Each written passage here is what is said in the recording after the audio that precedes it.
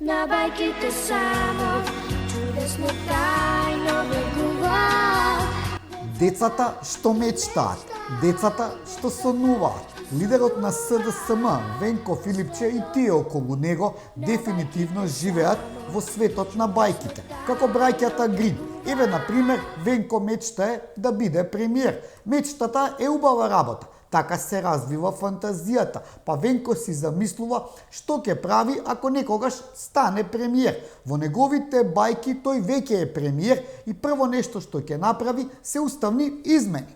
По се изгледа му се погодил сонот, па во неговата сказна веќе има 80 пратеници за да го смени уставот. Нема врска, тоа се вика коленичење, туку треба и да му се честита. Венко доби нов шеф, се вика Румен Радев. Веќе си праќаат и шарети. Овој овде повеќе му е бизнис партнер отколку шеф, но како се вели, многу бабици, детето килаво. Како што е редот, првата честитка до новиот бугарски премиер дојде од Филипче. Наместо да се грижи за интересите на Македонија, тој во честитката се нуди на Бугарија, како познатите бугарски моми за две червени на времето, отворене како пупка. Во честитката го кодоши премиерот Мицковски дека ете, не сакал да направи уставни измени, а македонските граѓани тоа го очекувале. Сите анкети покажуваат дека македонците сакаат членство во ЕУ, но не ако цената за тоа е внесување на бугарите во уставот или пак се додека не видиме дека источниот сосед покажува грижа за македонците во Бугарија, кои таму не смеат да отворат ни местна заедница, а не пак да влезат во уставот. Значи Венко пак лаже или како што модерно Милова да кажува, спинува. Еде, не му е прв пат, утре ќе каже нешто друго и така никој не го сваќа за озбилно.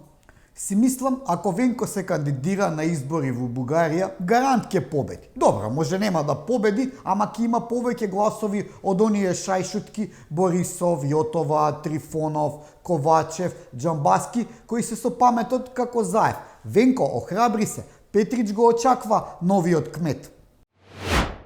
Дека македонците не треба да очекуваат промена на политиката од Бугарија и со новата влада покажува изјавата на новата бугарска министерка за надворешни работи Весислава Петрова Чамова. Таа во рамки на состанокот со колегите од Западен Балкан во Брисел имаше кратко запознавање со нашиот министер Тимчо Муцунски. Весислава постојано го користела навредливиот термин северно-македонци кога го словувала македонскиот народ. Десислава инаку е еден од креаторите на францускиот предлог, во кој француско е само името. Во суштина е чист бугарски предлог, односно уцена спакувана во европски целофан. На исток ништо ново, односно волкот може би го смени крзното во ликот на Радев, но не и политиката кон Македонија. За крај на овие 5 минути, СДСМ и Република не можат еден без друг. А како вика, кој се кара, тој се сака. Нема ден да не спомнат. Ако досега за нашата љубов говореа Венко, Фрчко, Богданка, сега пуштија едно девојче. Нека ми прости, не знам како се вика, ама и неизе и беше незгодно што и дале да прочита. Работава беше да прочитам и да си одам. Ова е класична, професионално организирана операција во која се користат стотици платени тролови кои што работат по смени со точно утврдени задачи. Девојчево вели дека сме работеле на смени. Да, точно е, работиме на смени. Ние сме малку вработени, немаме златни визи. Дубај сме го виделе само на телевизија. Не одиме ни на журки со Хари Џиновиќ. Не пловиме со јахти во Грција. Честно си ја заработуваме платата. Има разлика, нели?